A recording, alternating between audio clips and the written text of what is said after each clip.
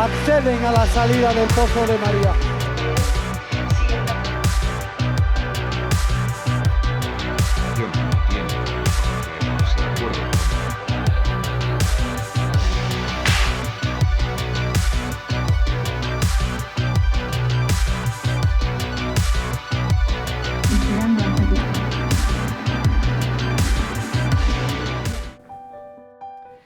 ¿Qué tal? ¿Cómo están? Bienvenidos a un nuevo capítulo de nuestro archivo. Llegamos al capítulo número 8 de la serie Aires de León, que se grabó a principios de la década de los 90, y nos acercamos a Ponferrada.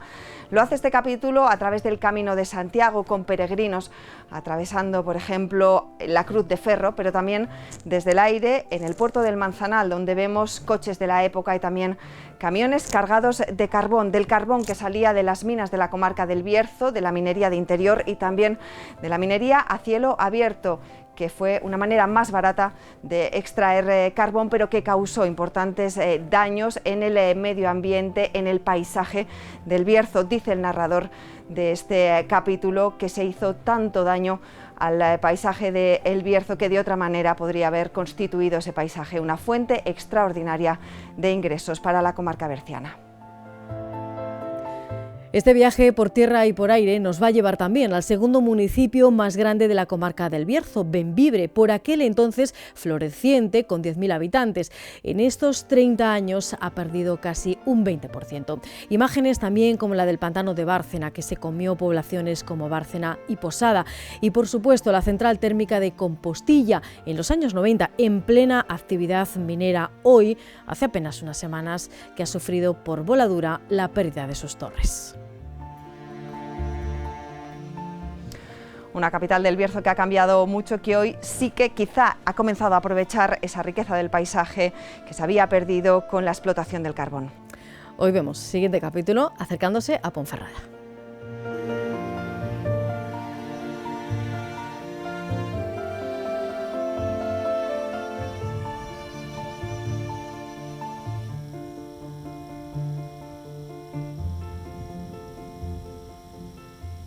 Los que, como nosotros, vienen del centro de la provincia, tienen dos rutas principales para entrar en el Bierzo. La más clásica es atravesar el Alto de la Cruz de Ferro, en Foncebadón, siguiendo la variante más conocida del Camino de Santiago. La segunda, mucho más prosaica, es tomar la Nacional Sexta y atravesar el puerto del Manzanal.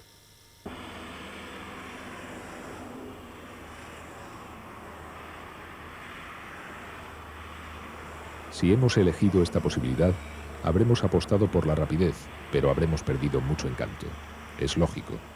¿Qué poesía puede haber en estas endiabladas carreteras, en las que la gente parece haber perdido el juicio y aprieta el acelerador hasta casi desfondar el coche?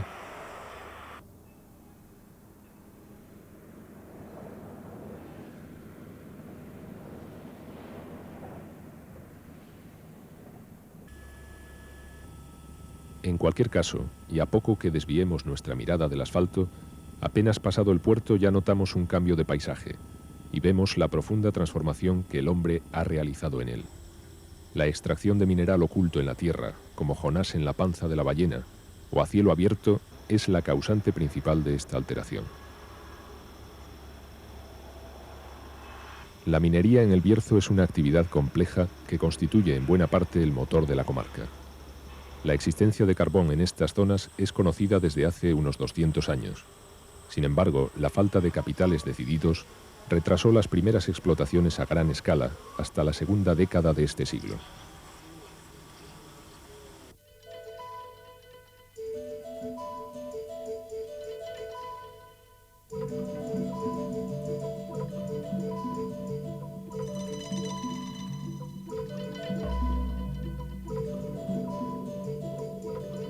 Todo ha tenido aquí un cierto aspecto de precariedad, sometido a los caprichos de la oferta y la demanda. Cuando el carbón era necesario, las extracciones se hacían sin orden ni concierto, y se excavaba en cualquier sitio y de cualquier manera. Poco importaba que el producto fuera de baja calidad si había una industria que lo tragaba todo. El problema brotaba en épocas de recesión. Las minas más pequeñas cerraban y existía una mayor selección según calidad y precios.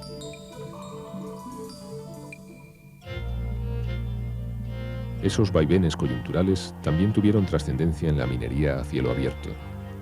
Este tipo de explotaciones nació como una alternativa a las costosas instalaciones de interior.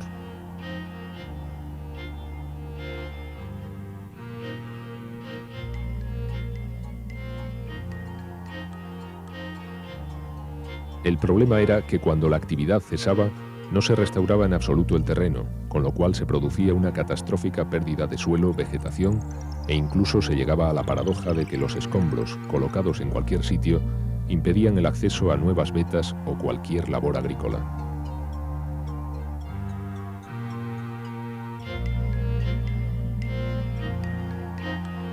El Bierzo minero cometió así un gravísimo error, pues una explotación racional de sus yacimientos hubiera permitido que un paisaje magnífico perviviera, y teniendo en cuenta las actuales perspectivas turísticas, podría ser una fuente extraordinaria de ingresos para la comarca.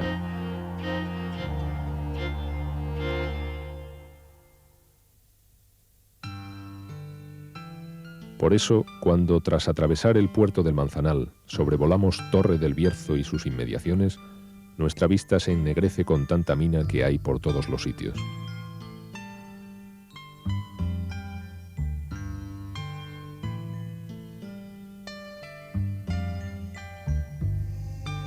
A Bembibre el carbón le ha dado un soberbio empujón que la ha convertido en una pequeña ciudad con más de 10.000 habitantes, solo superada en tamaño dentro del Bierzo por la propia Ponferrada.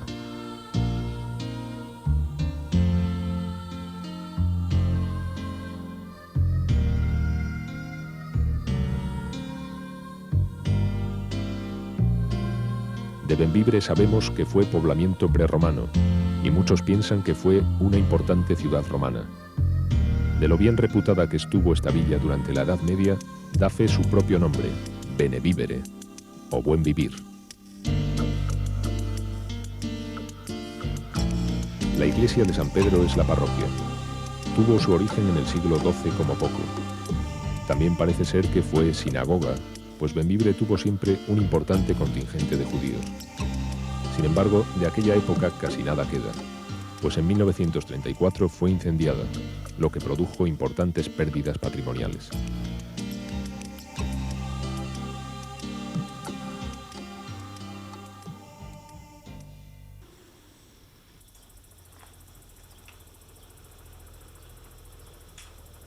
Hacia las afueras está el santuario del Ecce Homo, advocación no demasiado frecuente, que aquí nos encontramos con capa de templo neoclásico.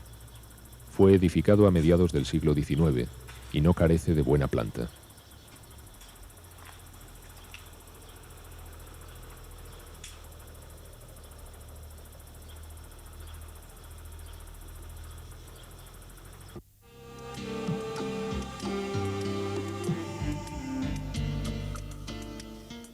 Más al norte y al este está Toreno, también población minera que gracias al carbón ha experimentado un notable crecimiento.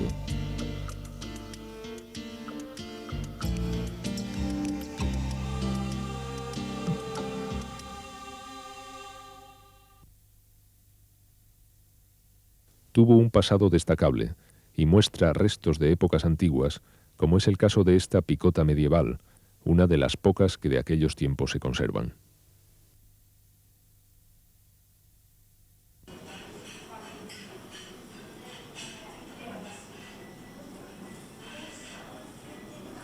Toreno se sitúa a orillas del Sil, río que a partir de aquí comienza a ensancharse, pues una presa situada en el otro extremo dificulta su paso.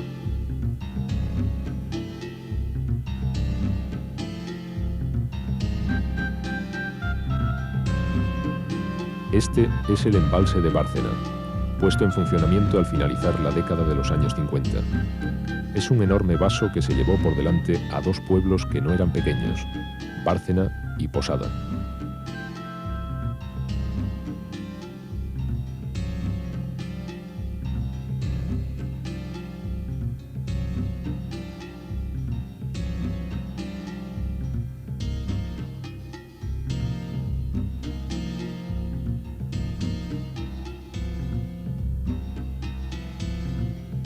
A su lado se alza la inconfundible silueta de la central térmica de Compostilla, en el término de Cubillos del Sil, lugar en donde es quemado una buena parte del carbón que se extrae en las explotaciones mineras del Bierzo.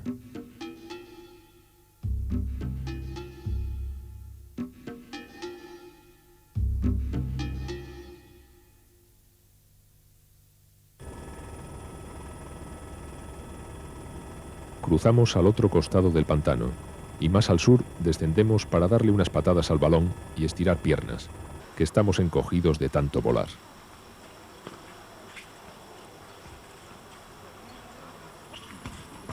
Lo hemos hecho en un buen lugar, pues estamos junto a un espléndido monasterio aún habitado, el de San Miguel de las Dueñas.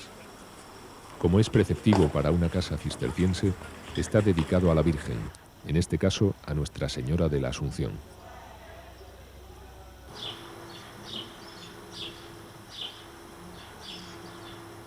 Fue fundado en el siglo X y perteneció al conde Gonzalo Bermúdez. Los monjes por alguna razón debieron de marcharse de allí, o tal vez les obligaran, que nunca se sabe. En el siglo XII la infanta doña Sancha, hermana del rey Alfonso VII, restauró la vida monástica con monjas dependientes de Carracedo.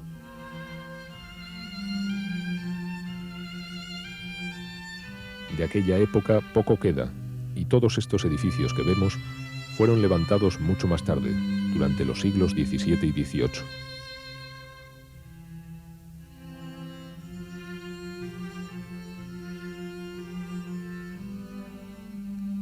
De todas maneras, resulta reconfortante ver su estado actual, lo que demuestra que las cosas se conservan mejor cuando son utilizadas para lo que fueron creadas.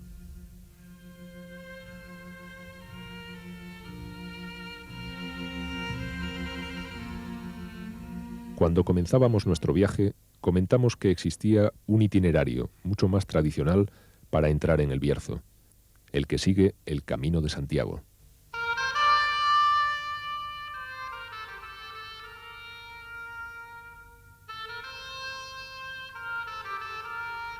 El peregrino que viene de tierras maragatas debe subir a la Cruz de Ferro y desde allí dará cara a otros valles distintos. Ya de bajada, el ánimo se le quedará un poquitín deprimido al pasar por Manjarín, que es pueblo, o mejor, despoblado, de casas arruinadas.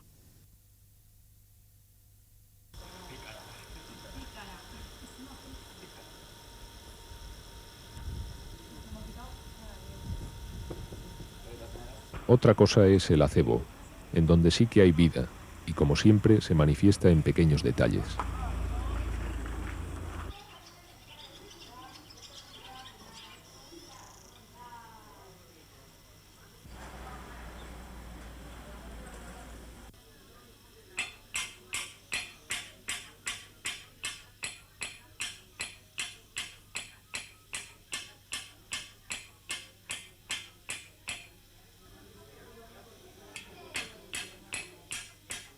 Aprovechando el buen tiempo, la calle es el mejor lugar para que nuestro amigo arregle la guadaña.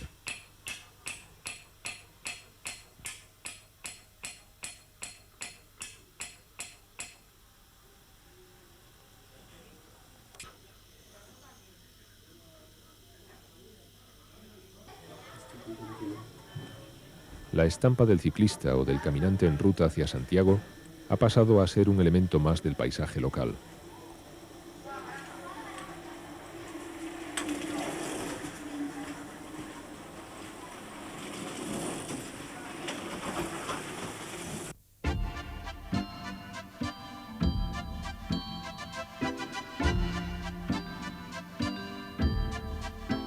En Molinaseca, el viajero entrará por el puente de peregrinos que atraviesa el río Meruelo.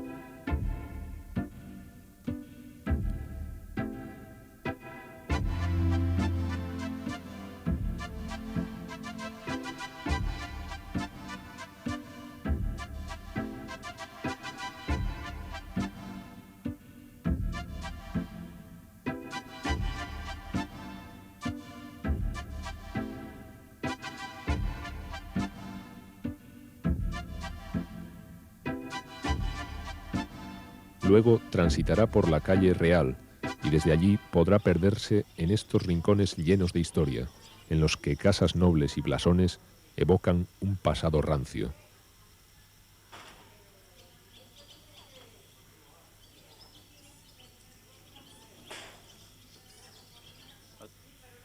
No importa que hayamos entrado en el Bierzo por Foncebadón o por el Manzanal, acabaremos llegando sin remedio a Ponferrada.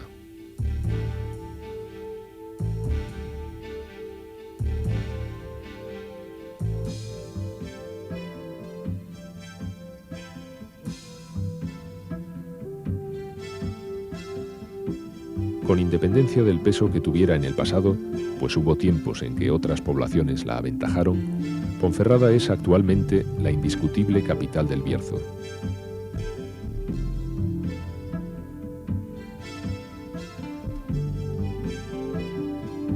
No se sabe con seguridad si por aquí hubo algún asentamiento romano o incluso anterior. Lo que sí es certero es que su origen efectivo ocurrió en el siglo XI, cuando el obispo Osmundo decidió construir un puente sobre el río Sil. El puente en cuestión debería ir reforzado con hierros. Del término latino puente ferrado se originó el nombre Ponferrada, que hoy usamos.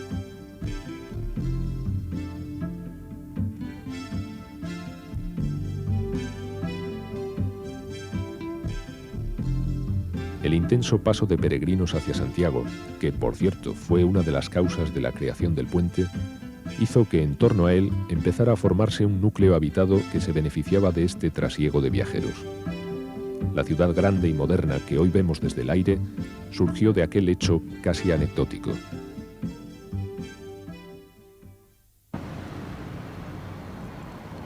Sin embargo, las vicisitudes económicas sufridas a lo largo del tiempo estancaron su población hasta los comienzos de este siglo, en que la fundación de grandes empresas mineras dio un impulso definitivo a su desarrollo y demografía.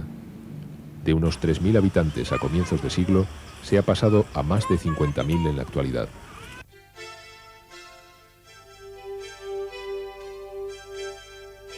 Todo esto supuso la creación de nuevos barrios que surgieron como apéndices de la ciudad. Algunos parques, como este del Plantío, dan una nota de verdor y reposo al ambiente urbano, que, por leve que sea, siempre ahoga.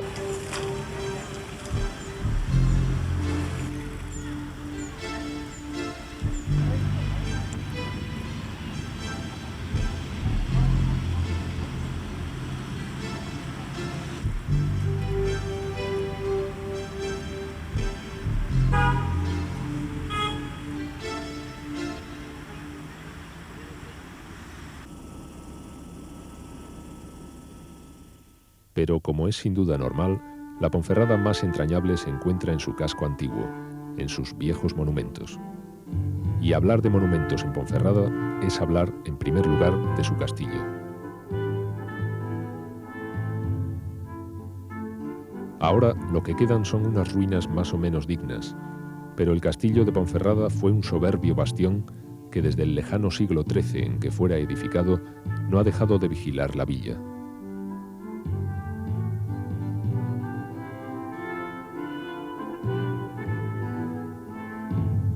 La entrada todavía guarda un empaque digno de mencionarse y da una ligera idea de lo que tuvo que ser esta fortaleza antes de ser conducida al lastimoso estado en que hoy se encuentra.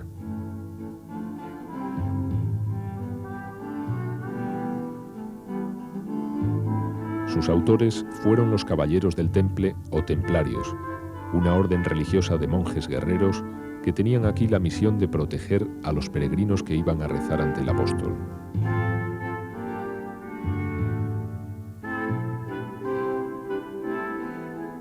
La letra Tau, presente en muchos rincones, recuerda a aquellos protectores de los caminos. Los pocos que hayan leído El Señor de Bembibre, de Gil y Carrasco, esa novela de la que tanto se habla, recordarán que parte de la acción transcurre entre estos rincones, en los momentos en que el temple era disuelto.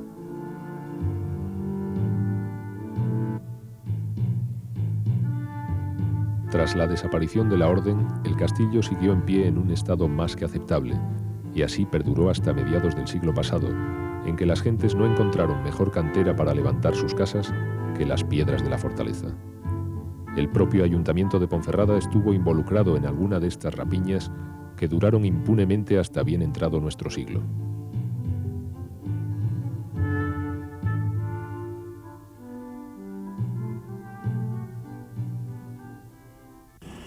Y ya que hablamos del ayuntamiento, bueno será dar un vistazo al edificio.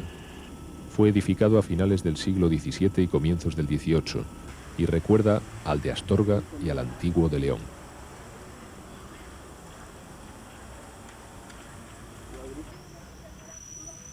Es una construcción de traza barroca que centra buena parte del casco antiguo y preside una plaza soportalada en parte que, perdido su antiguo nombre de Plaza de las Heras, recibe hoy el más prosaico y soso de Plaza del Ayuntamiento.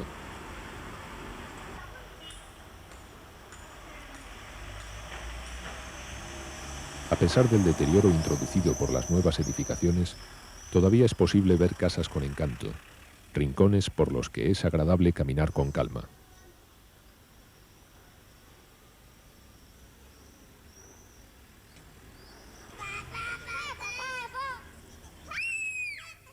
Ningún ponferradino olvidará iglesias entrañables como esta de San Antonio del Campo, del siglo XVII, despojada ya de su utilización sagrada. Constituye un marco agradable para dar un paseo tranquilo, escapando un poco del bullicio cotidiano.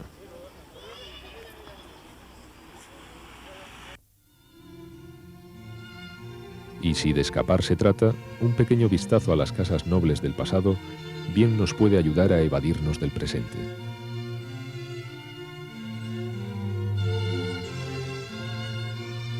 Esta, la de los Macías, fue levantada durante el siglo XVIII. El canto rodado de los muros le da un aspecto rotundo de vigor y permanencia.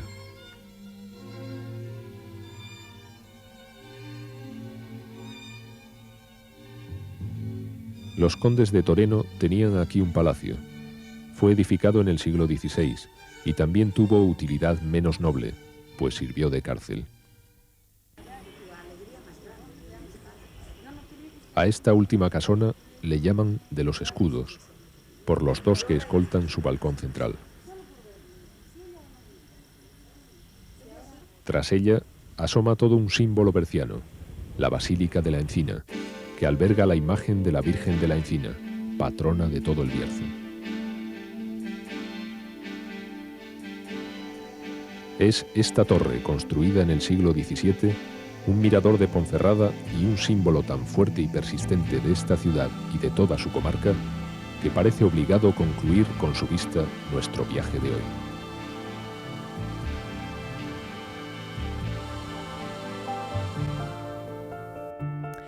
30 años que han dado de sí también para mejorar la imagen de ese castillo de Ponferrada con el que cerramos este capítulo de hoy. Ya saben que si se han visto en este capítulo o han reconocido a alguien, pueden escribirnos. La próxima semana, Valdueza, arriba. Adiós. Adiós.